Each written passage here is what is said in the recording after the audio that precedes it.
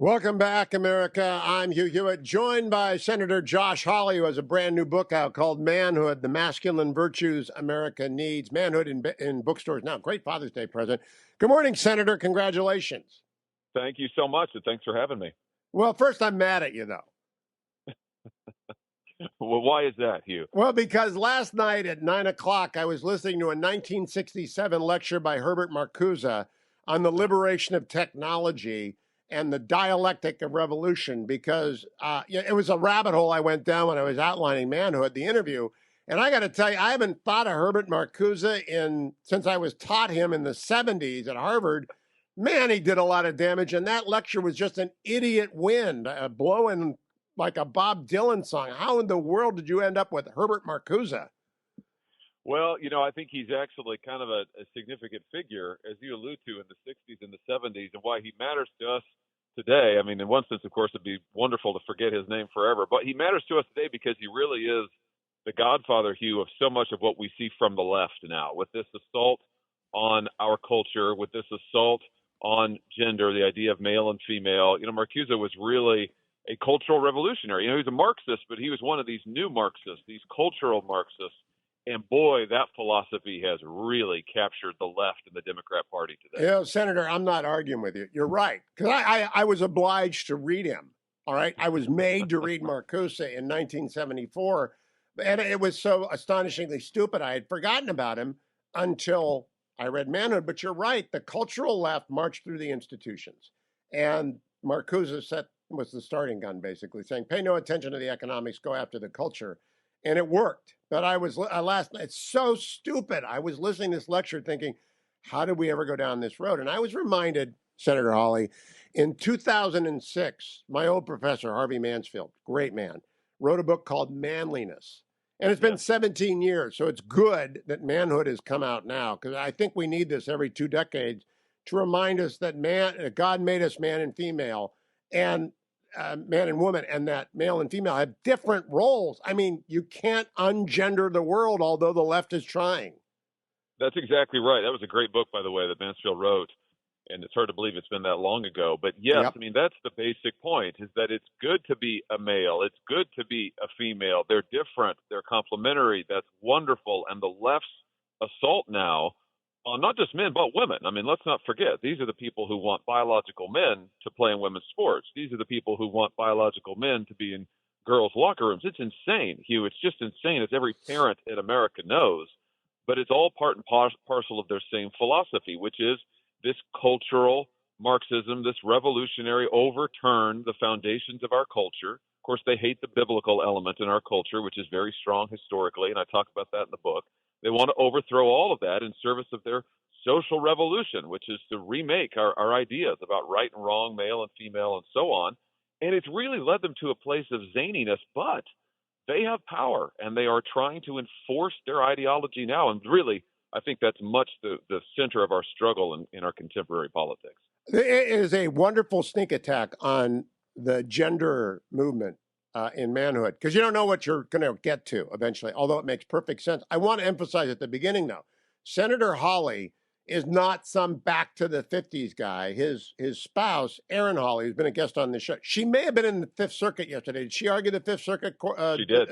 Okay, so she's out there kicking butt on administrative law at the highest level. You met her as a clerk to the Chief Justice, and you're not an anti-feminist person. In fact, the reason I was upset with Bud Light for the Dylan Mulvaney ad is the same reason I'm not mad at Miller Lite for their feminist ad. Feminism is fine, provided that it's real feminism, not this erasure of gender. And I think you make that point, right? Erin is not in the book, but she is in the book.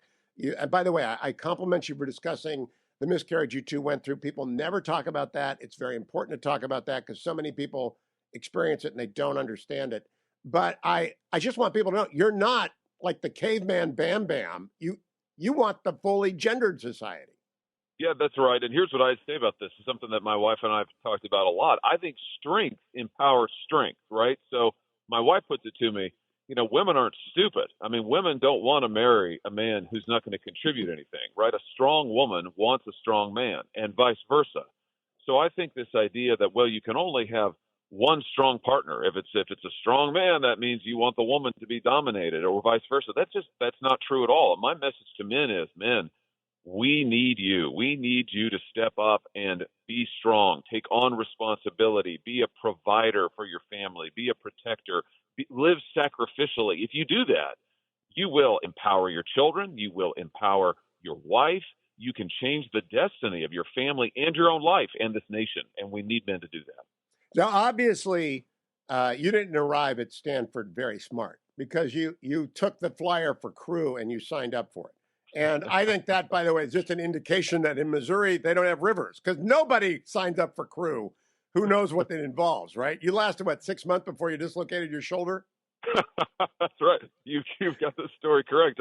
I show up, and I've been a football player, Hugh, which is more like it, the Midwest. I mean, I played football from the time I was 8 or 9 years old. So I show up, and literally my first day of college, some guy comes up to me and says, "Hey, have you ever rowed a boat before?" And I was they like, ought to arrest that guy. Honest to goodness, crew is for crazy people. And I just got to say, Tony Severino did not prepare you on the football field to, freshman orientation is the most dangerous day of the year, because freshmen come, I'm in Palo Alto, and they get the flyer and they end up in crew. But I do think that's pretty funny. It's pretty funny that you did you read Boys in the Boat yet? No, I haven't, which is a travesty given how significant crew ended up being for me, both playing some at Stanford, but then, as I talk about in the book, what it really unlocked for me, Hugh, was the chance later to coach. I ended up getting to coach crew. And, that for me, the opportunity to, and this was before I was a father, but it was a little window, if I'm being honest, it was a little window into fatherhood for me, a little preview of what it looks like to have people in your charge who your responsibility is help them be who they're meant to be. Wake up every day and think about, how can I make them better? How can I help them reach their goals? How can I mold them into a unit and help them achieve something? And I loved it. I mean, coaching really changed me, really grew me. And like I said, it was a wonderful first step towards fatherhood. The Fetching Mrs. Hewitt and I have raised two men, and they are both very good men. And they do what they're supposed to do. We have also raised a daughter who married a very good man. Two of those guys are in the uniform of the United States. The other works up where you work. And I'm very proud of them all, because they actually live like men are supposed to live. And I am curious if you are hopeful or if you are despairing of this trend, because I don't see a lot of Tony Severinos running around anymore teaching people. Now, you went to a Catholic high school. I also got to ask how a Methodist ended up taking an hour-long bus to a Catholic high school. That's why now I know why you turned out so well. You went to a Catholic high school. Yeah, all my secrets are in this book. Yeah, I did. I mean, my parents wanted me to have the benefit of an education that was centered around faith, and so we're not Catholics, and we weren't then. I mean, you're right. I grew up in a Methodist home. My mother was a Lutheran. I write about that in the book a little bit, but I grew up a Methodist. But I went to Catholic high school, and it was life changing for me, Hugh, because I met people like Tony Severino, who was my football coach, who I talk about in the book, and other coaches who I talk about in the book who had major influence on me. And the way they had an influence, I was taught wonderfully in the classroom, of course, but maybe even more significant, those men modeled for me what it looks like to be a good, strong man, to live for others, to live sacrificially, to live in a way that honors God, that honors your spouse, that honors your children. And I saw that. I got to see those role models, and it profoundly, profoundly shaped me. Senator, long ago, one of the reasons we've supported Young Life for a long time is long ago we learned that if you want boys to have a chance, they got to have 5 men other than their dads. They need their dads, absolutely, but they got to have 5 men in their lives so they get alternative models to their father. And we've always been blessed by coaches, and the water polo coaches in my boy's life just put more in than in terms of discipline. It's jump into a pool at 6 a.m. But rowing, Tony Severino, we need more men doing that. And I'm almost afraid that men are afraid to do this anymore. Yeah, I think that's right. And I think that one of the things I hope will come out of this book is that for young men who read this, I hope that they will feel inspired and feel called to do what I think, Hugh, is the most significant and lasting thing you can do as a man, which is get married and have a family. And I know that's very countercultural to say, but that's the message I want young men to hear is, listen, we need you to work, we need you to contribute. But if you want to leave a legacy, the legacy of your life is not going to be forged by focusing on yourself. It's going to be forged by giving yourself away. And the best way to do that, get married, have a family. But for men of all ages, and I hope maybe especially men who are at my age and older will say, you know what? So many men poured into me when I was a kid. They coached me. They taught me. How can I do that for another man, for a younger man? You know, for sons if you've got them, but then for your son's friends, and for younger men, how can I mentor somebody? How can I coach somebody? How can I give back? Because yes, those role models, those teachers, mentors, coaches, they transform my life. They transform the lives of everybody I know who was fortunate enough to have somebody like that. And I think it's incumbent upon us now to turn around and say, hey, how can I give that back and keep that ethic going? Now, Senator Hawley, buried in the book, again, you don't put an underscore under this, but I think it is the key question. The question is, who is going to run the country? And I underscored that. I went back, I put it at the top of my outline to make sure that is the question. Dr. Larry Arnn and I almost every week talk about who is going to run the country, because the administrative state wants to push not just men, but individuals out of the governing of the country. They want the permanent government, which is not very masculine, to run the country. And you are fighting back against that, and your colleagues in the Republican Party. Do you think we're making progress on that? I don't know, and I'm glad you highlighted this, because I do think that since at least the 40s and 50s, maybe dating back really to the progressive era, Hugh, that the left has tried to sell this notion that experts, so-called, ought to run the country. You know, let's just, you ordinary citizens, you normal people, and especially you men, you know, you just go and sit down and shut up. And now they tell men, you know, why don't you just sit down and look at a screen, spend your time on some entertainment, you do that, and the experts will really run things. And boy, that is absolutely disastrous for a republic like ours. And this is why I say to men, hey, we need good, strong, independent men. Economically independent, that's why you need to get a job, be able to provide for yourself. Morally independent, where you form your own ideas, where you have a foundation. For me, I think faith is absolutely central. You've got to have that moral foundation so that you can be strong and say, hold on, I'm not going to be directed by the experts. I'm not going to be directed by government. I am going to be independent. I'm going to have a say in my own government. That's the Republican tradition, lowercase r. And we need it that is. here. And when we come back, we're going to talk a little bit more with Josh Hawley, Senator Hawley's new book, Manhood, The Masculine Virtues America Needs. Going to be a bestseller. And I'm going to talk a little bit about the consequences of draining that from our society. Then there too goes away. You end up with what we've got. And we'll talk about that when we come back to the Hugh Hewitt Show. Stay tuned. Welcome back, America. I'm Hugh Hewitt. Archimedes said a long time ago, give me a place to stand and a lever long enough and I will move the world. In Manhood, the new book by Senator Josh Hawley, that place to stand is on the Bible, and it's old-fashioned, but it's true. It remains the complete reply to the left, to the nihilism of the left, to the non-gendered world of the left. And Josh Hawley, the left has been after you from the get-go because they don't like this whole deal at all.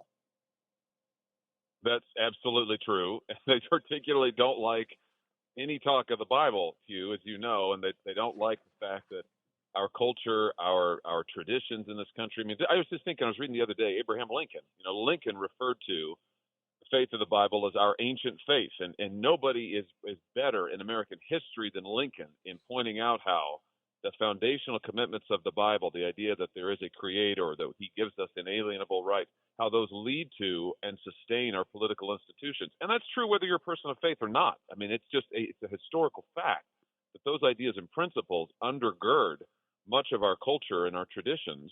And I think the left's assault on the traditions of the Bible, on the heritage of American faith, is part of what is creating this sense of disorientation right now in our culture. I mean, yeah, there's an attempt to make radioactive the reliance on Christianity for anything, or the Bible generally if you're Jewish. I noticed that you had Harry Crocker as your editor. I've known Harry forever. You edited my first book. Did he stop and say, are the porn stats real? Because I'm just sort of stunned by the porn stats that you put in here. The ubiquity of it, the hours. Did Harry say, like I am, because he's my age, what in the world? They are truly, I mean, for me, I'm 43 this year. And for me, I mean, who grew up with computers, the smartphone didn't come along until I was out of college. And I think that has been a huge driver of this, Hugh, for young people. but there's the ubiquity of these platforms everywhere. But yes, the numbers are just off the charts. It's just, porn is everywhere. It is because of the mobile platforms that we live with. Our daily lives are completely saturated with it. And for young men in particular, the ubiquity is something that we've just never seen before. It's like a giant experiment. In human history, we've never seen this kind of saturation of pornography ever in history. And so, and screen time. I want to read you two headlines from today's Wall Street Journal, Senator. Young Americans are dying at alarming rates, reversing years of progress. Car accidents, homicides, suicides, and drug overdoses have pushed up death rates for children and teens in the U.S. That's this morning. Also in the Wall Street Journal, drug overdose death topped 100,000 again in 2022. In the Financial Times, a big, long story on San Francisco's doom loop. Are people ever going to connect the dots to the culture, to the decline that we are, and the deaths from despair, young and old, in the middle, from all sources, from just generally collapse to this draining away of virtue?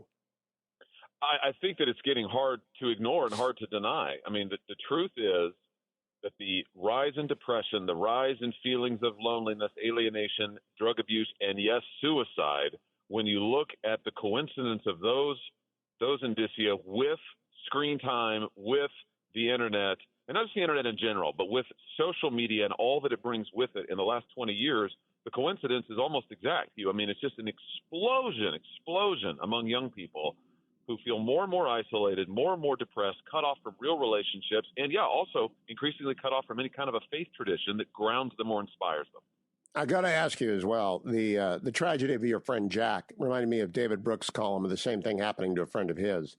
And the deaths from despair include that. But the worst kind is when the 18-year-old grabs a gun and goes out shooting like they did in New Mexico this week. I don't think these are disconnected. I do not believe for a second that the rise post-Columbine of random violence is disconnected from this general culture where boys especially seem like they have to display.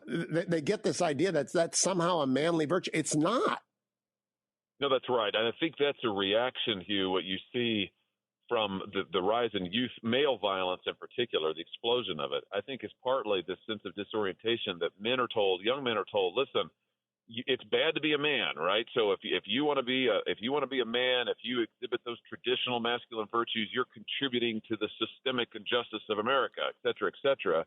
So you've got that, but then you have a reaction against that, which sort of embraces the idea of toxic masculinity, so to speak, embraces violence, and says, yeah, that's right. To be a man is to be violent. And I'm going to embrace that, and I'm going to make that my identity. Both are wrong. But I think, to your point, both are sort of a piece. I mean, the one fosters the other, right? The denial of good, strong manhood opens the door for violent, disoriented manhood. And we're seeing both. And addiction and despair. Yes. Senator, it's a very good book. I learned a lot in this. I've read a lot of Roman history. I never knew Cicero's story about Gaius Marius. I never, ever had read about Pascal's Night of Fire. I mean, I just had never heard of it.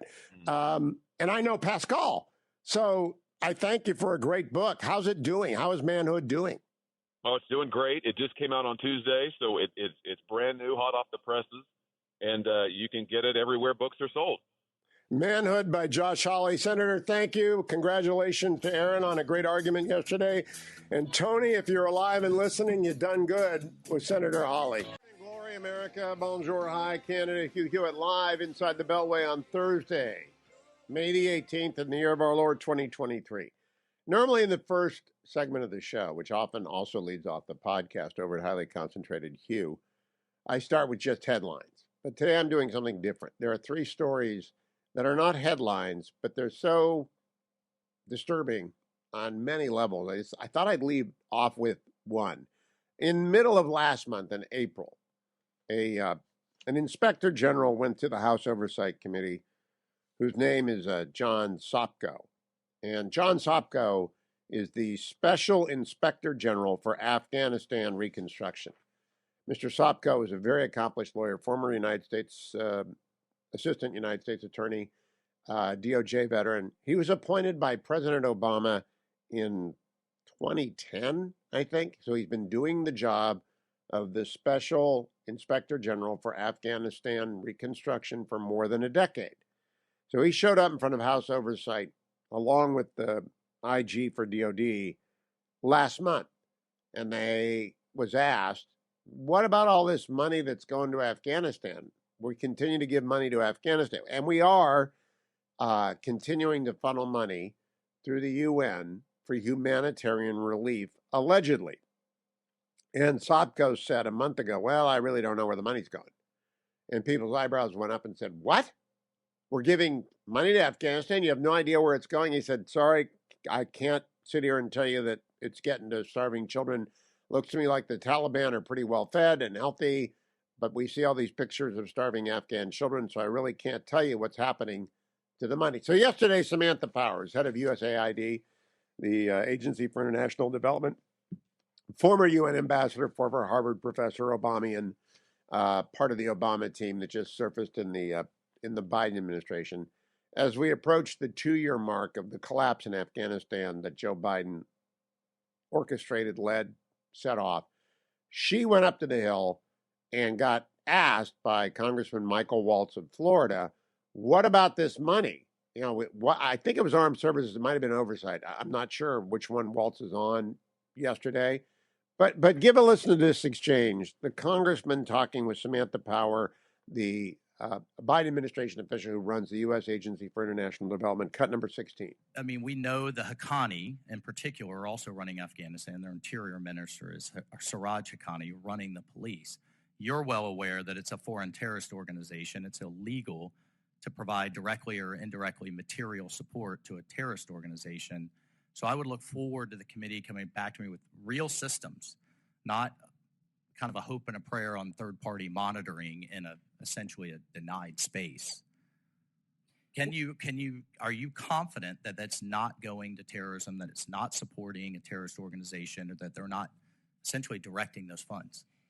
What I'm confident of is that the United Nations partners that we have robust systems. Let me finish.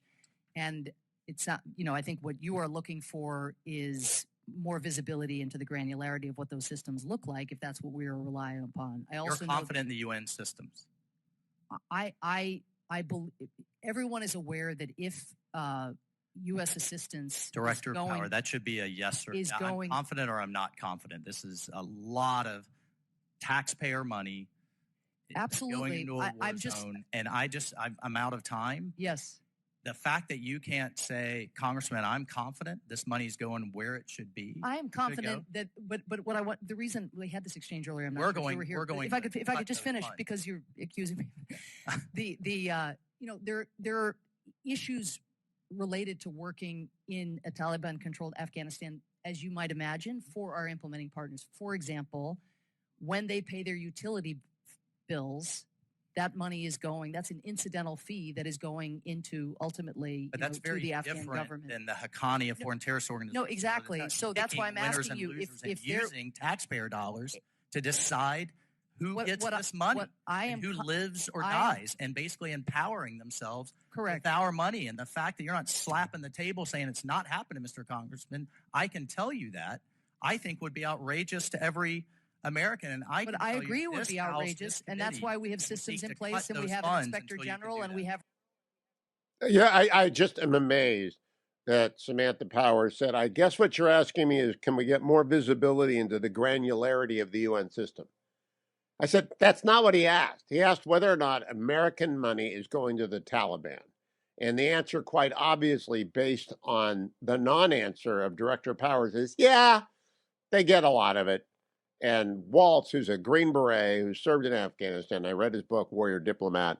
Waltz is saying, wait a minute, the Haqqanis are running that ministry. If you're giving the Haqqanis billions of dollars, the Haqqanis are not giving it to starving children.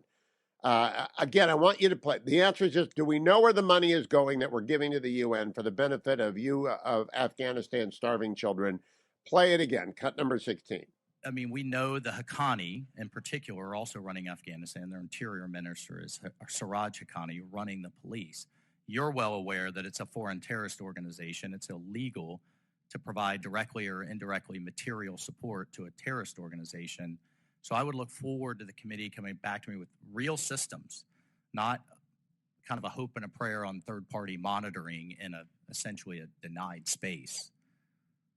Are you confident that that's not going to terrorism, that it's not supporting a terrorist organization, or that they're not essentially directing those funds?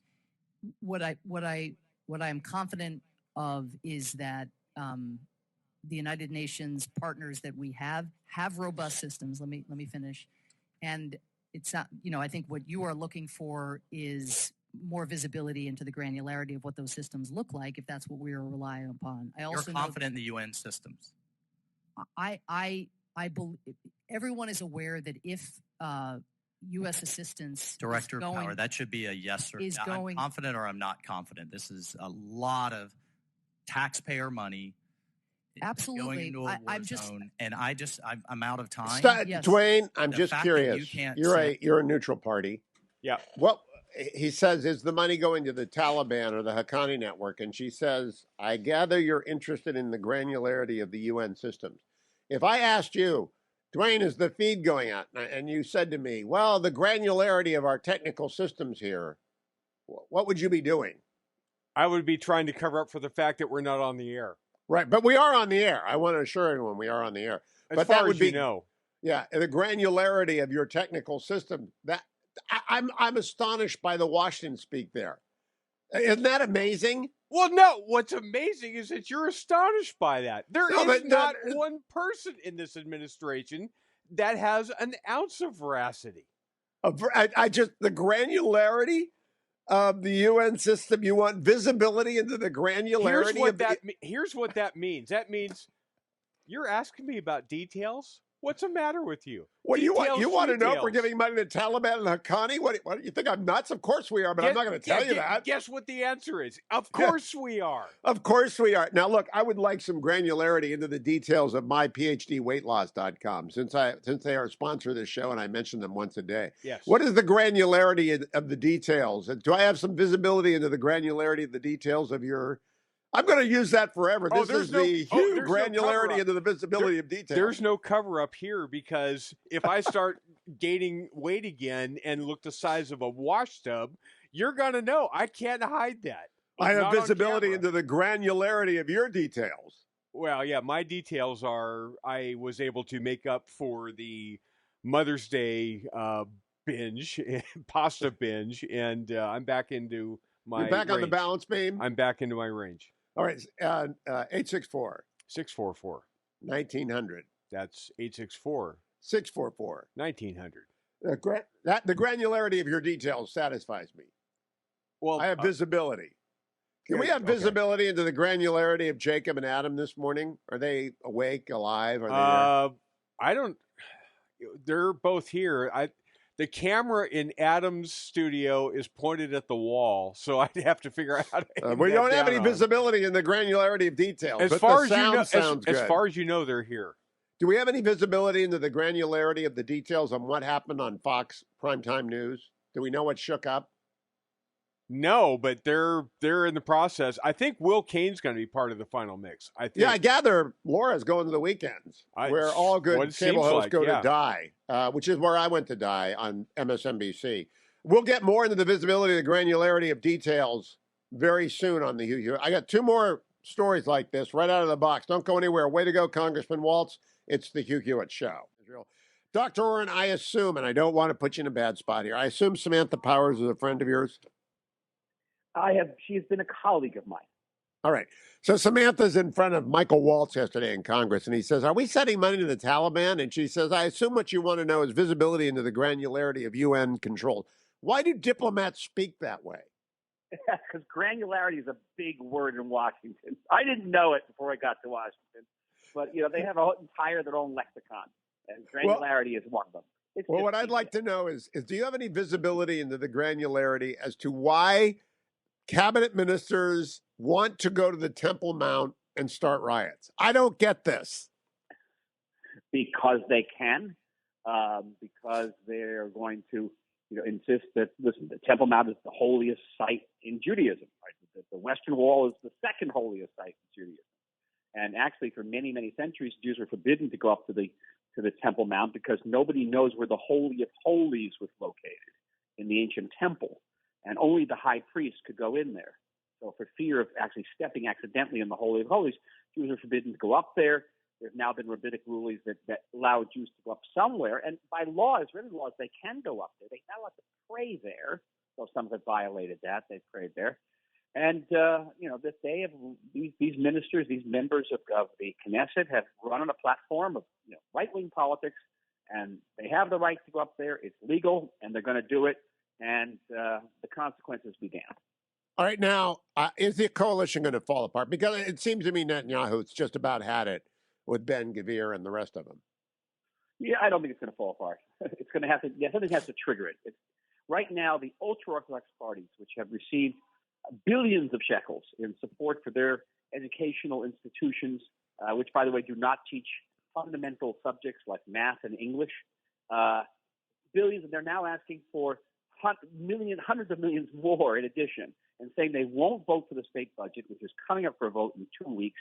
If the state budget doesn't pass, the government will fall. But at the end of the day, someone's going to cry uncle. Nobody wants to go into the opposition. And so, I think they'll find a way through. Does the budget go for 2 years or 1 year? It's a 2-year budget. All right, that's good. So we don't have to deal with that for 2 years. They'll have that for 2 years. But right now, there are massive protests growing against giving this money to the ultra-Orthodox. And this is interesting because the big protest that we saw in recent weeks and months against the reforms, the protesters have internalized that the reforms almost certainly will not pass now. There's not enough votes in the Knesset to pass it. There may be something symbolic, but they have this momentum, and they're going to now turn that momentum against state support for the ultra-Orthodox. These are Orthodox who, for the most part, do not work and overwhelmingly do not serve in the military, and yet they're getting more and more of taxpayers' money. So today, you brought me to my question, which is opposition to Trump started before he got into office, when he was ambushed by Clapper, Brennan, and Comey, and the Steele dossier stapled on to his first briefing as president-elect from those three. And that it consumed. The opposition grew throughout the Trump presidency to undermine the Trump presidency. Is that going to happen to the Netanyahu government, where the left takes its inspiration from marches and decides that they will actively undermine the government? They can't do it. I mean, they only do it if they have the command of the Israeli center. The left is small. Unlike the left in the United States, much, much bigger.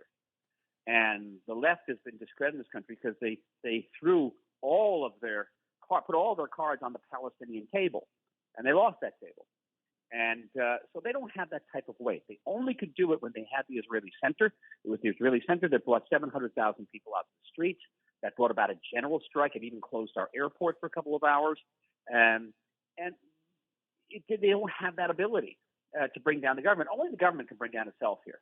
And it can bring down itself through, for example, uprooting an illegal Israeli settlement in Judea and Samaria, and that would cause Ben-Gvir and Smotrich to leave the government. So it's going to be this government for 5 years, for 4.5 years. It could be 4 years, sure. It could be. Okay, so that brings me to the rejection of the American offer to cooperate on military planning about Iran. I think they did the right thing. I wouldn't trust the Americans with Israel's defenses for a lick. It has nothing to do with Joe Biden. It has nothing to do with this administration. The notion that Israel would sign a defense treaty in any way with the United States goes back to the early 1950s. And during those years, John Foster Dulles, no fan of the Jewish state, by the way, or of the Jewish people, did not offer Israel membership in regional military defense organizations like NATO. But there were discussions about various possibility of cooperation. Israel always turned it down. It has done so for close to 70 years. And the reason being that, we're basically getting what we need from the United States in terms of aid, in terms of logistical support in times of war. Why enter into a treaty that would tie Israel's hands potentially? And well said. Been, whether it's during the Trump administration or the Biden administration, it's truly bipartisan. That is visibility into the granularity of American-Israeli relations for many years. Thank you for that visibility into the granularity, Dr. Oren. Follow him on Twitter, Dr. Michael Oren. Dr. Michael Oren. Once a week, he joins me to explain all things going on inside of Israel. He does it in 6 minutes, which is amazing.